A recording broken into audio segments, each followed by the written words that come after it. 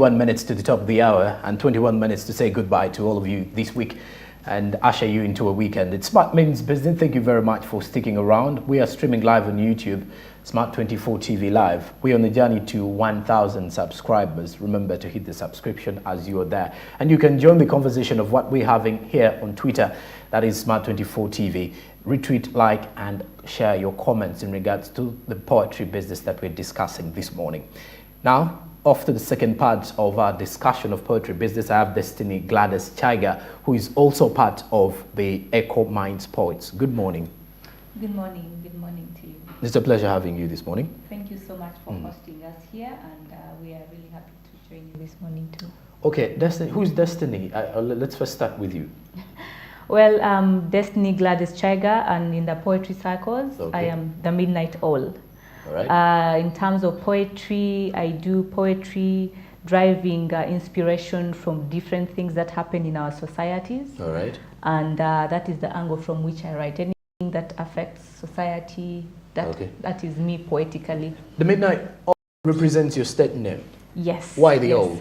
You see, oftentimes the owl is branded as something negative according to myths, but the owl has resilience, is a brilliant bird. And the midnight, when the night is silent, it becomes more active. It becomes more active, and that is the time when I feel my mind is often spurred up to write. Okay, yeah. Let's look at how the poetry business has been professionalized in the last few years in Uganda. How have the poets been considered in the country? Well, in the last few years, especially towards 2019 and after COVID, you know, poets have risen up to see that they make the art professional. All right. And especially for Uganda, through the Poetry Association, we have different poetry houses that organize shows where people who have interest in the art of poetry pay to be part of these shows, to come and attend these shows, to come and enjoy. And the beauty is that it's not just a matter of saying, I have a show, I have a show. They thematic moments, things that are targeted to suit different causes in society, not just for the sake, so that somebody who sees the need, enjoys the art, but also finds something that they relate to. Okay. Yeah, and you find we have different poetry houses, as I said, that organize those shows in different parts of the country, where they charge at a fee for you to be part and enjoy the moment. Carol says you've been here since 2019 as the Echo Minds Poet. Yes, so since you've been in here, take us through the achievements first, and then how you've been able to, you're a team of 9 people. How have you been able to stick together, and then how have you been able to share these roles as poets? Now, Echo Mind Poets, we are ruled by key principles of creativity, openness, transparency, because as women, we need to find the fact that we have different strengths and different weaknesses. So how do we capitalize on our strengths and build those areas of weaknesses to be able to work together? The beauty with Echo Mind Poets is that we are not all from, if you say professional out of poetry, we take different academic paths. Okay. We have different work we do other than poetry. So understanding that from students, from the career base, coming together. Now, since 2019, we have been able to have a couple of shows that have specific themes. Okay. In 2019, we had the show on Women's Day, basically uplifting women and talking about women causes in society. We have had a show on mental health and depression, and it was at the time when people really, you find poets are hard pressed by different things, but how do we run for the cause of the people that who we are? How do we advocate and tell them it is okay to come up? You don't have to commit suicide, you don't have to die alone, but you can come up. We have had a show on body shaming. You know, in this era of social media where your body image is what sells, there's a way the public wants to wish you look like, which may not be necessarily how you are. So we had a poolside show to talk about body shaming call up those people who are body shaming others, but also address the mental challenges on it from individual perspective, trying to instill confidence to know that yes, this is happening, but first appreciate who you are. Also work on who you are to be the better version of you. We have had, poetry is known for love. We have had shows on love, and here we took our guests to a night of bonfire in forest camping with lights all over. And the beauty is that we had a couple, the husband surprised the wife's birthday on that day. Then the next day, there's a husband who redid his vows because it was their anniversary. Okay. And it was a joy celebrating with these loved ones, okay, the journey of their lives. All right. And for Eco Minds, as we go on with different things that we are doing, we have done on gender-based violence. As we joined the world last year to make the world go orange, to advocate for issues of gender-based violence. Mind you, gender-based violence is not just cases of men who are suffering this. All right. So bringing those in, yes, we advocate for issues of women, but also understand that women don't live in this world just by themselves. Okay. There are men around. So we coexist. How do we bring these things to the table and address them from both sides? Yeah. We have not just been only in Uganda as Eco Minds poets. We have stretched our wings across the globe. Recently, this very month, we had our team leader, Carol, who was here at first, in Germany, in a workshop, training people on poetry, representing the nation and the continent. How is it in Germany? How do they consider poetry as a business on the European continent? Well, from looking at the differences here and the European continent, I think they appreciate the value of poetry more than us so far. Okay. And you find that people invest knowing the richness in this form of art. So you find they will hire somebody knowing that they're going to pay them well. Okay. Maybe they're going to facilitate them well. Maybe partly because they have really the money. Oh. So unlike in our circles where people are still rising up to the challenge of knowing that poetry is an art form that is appreciative and that can also carry message on different things. Is it activism, advocacy, on different things? So for them in our continent and in Uganda particular, they are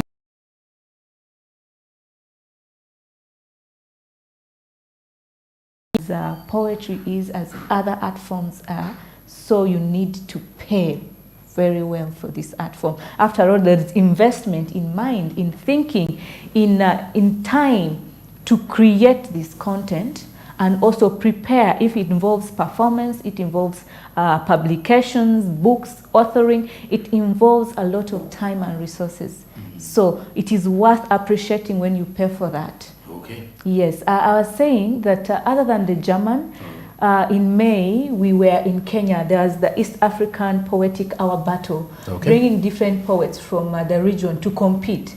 And lucky enough, Uganda, we had the second runner-up. That was me. And thank you. I managed to bring an award, not only for the country, but for the team, Eco Minds, but also the greater poetry circle in Uganda, and also for myself. So having that penetration and network in the region and the world is very important. That is why this month, on 30th, we are hosting the Kenyan team from the East African Poetic Hour Battle in Uganda. The Eco Minds are hosting.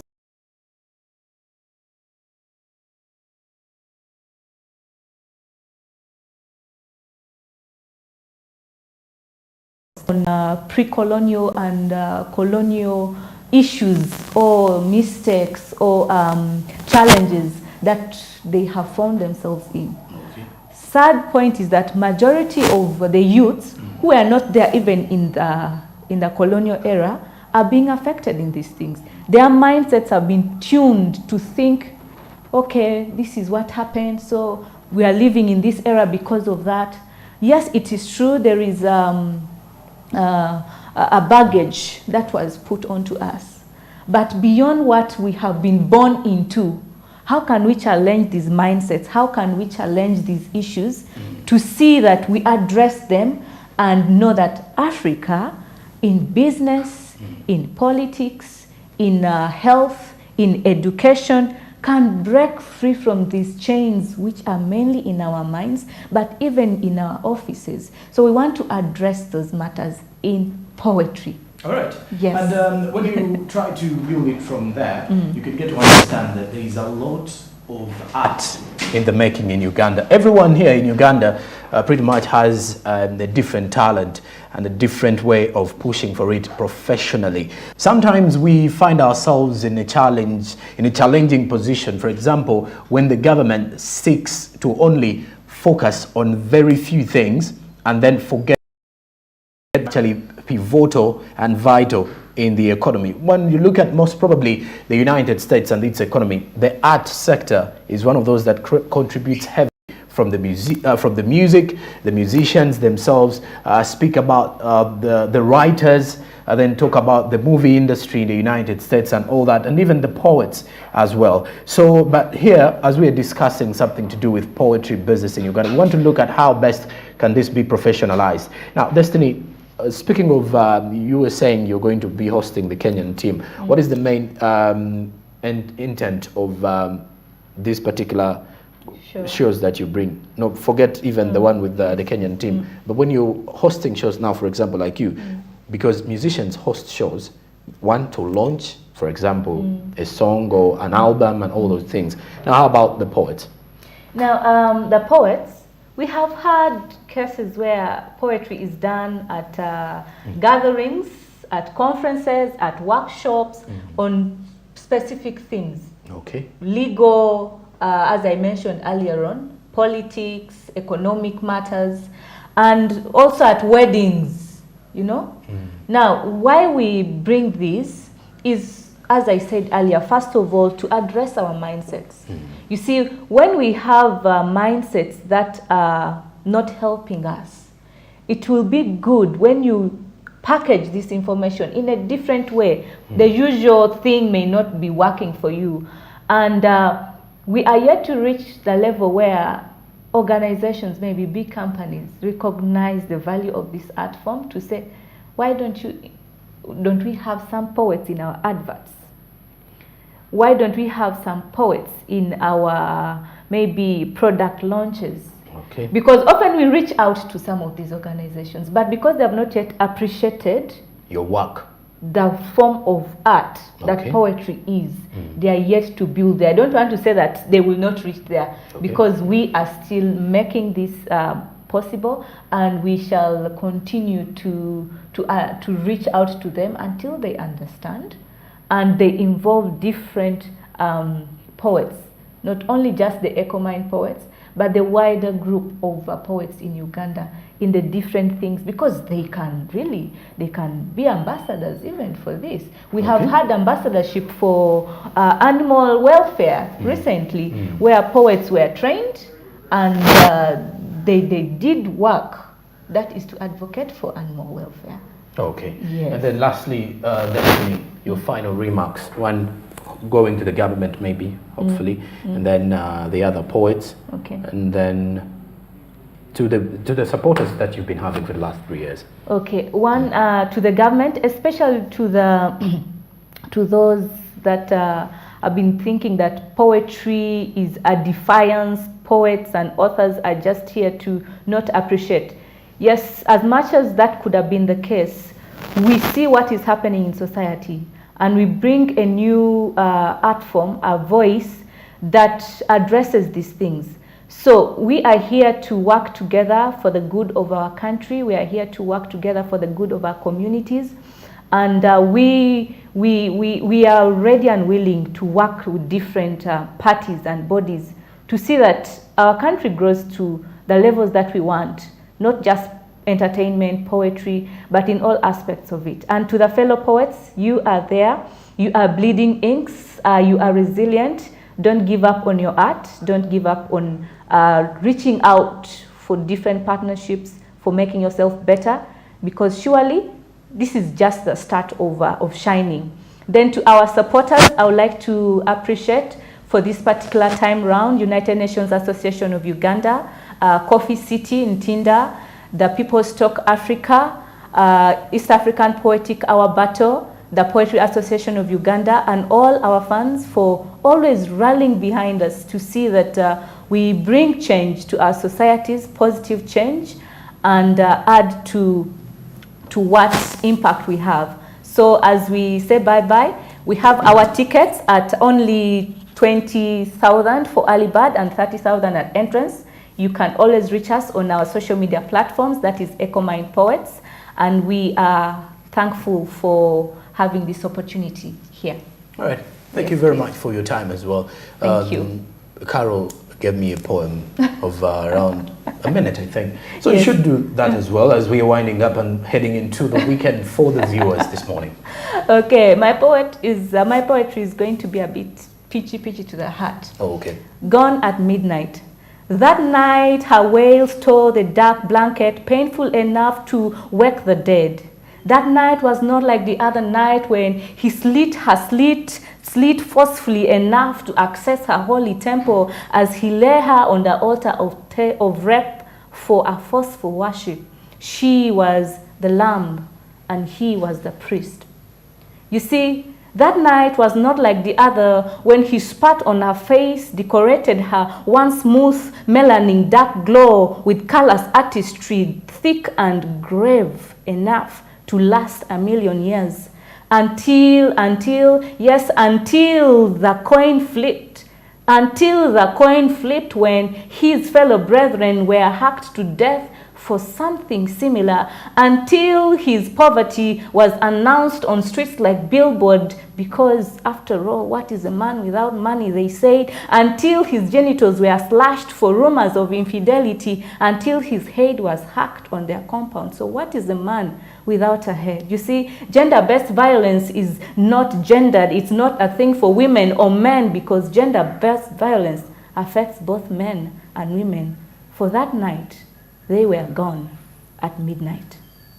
Oh, what is a man without money, they say. I picked that one up. Thank you very much for being part of Smart Men's Business this week. And for all the viewers, wherever you are, I think you would definitely want this for a morning, more so on a Friday morning. You go out there and support the Eco Minds, and then let's support poetry business as it is and all our poets in Uganda. Have a blessed day and a wonderful weekend ahead of you. I'm Joram Paul Sonko, and then coming up is Financial Markets with Anthony Sebale. I'll be back in the night with Business Today.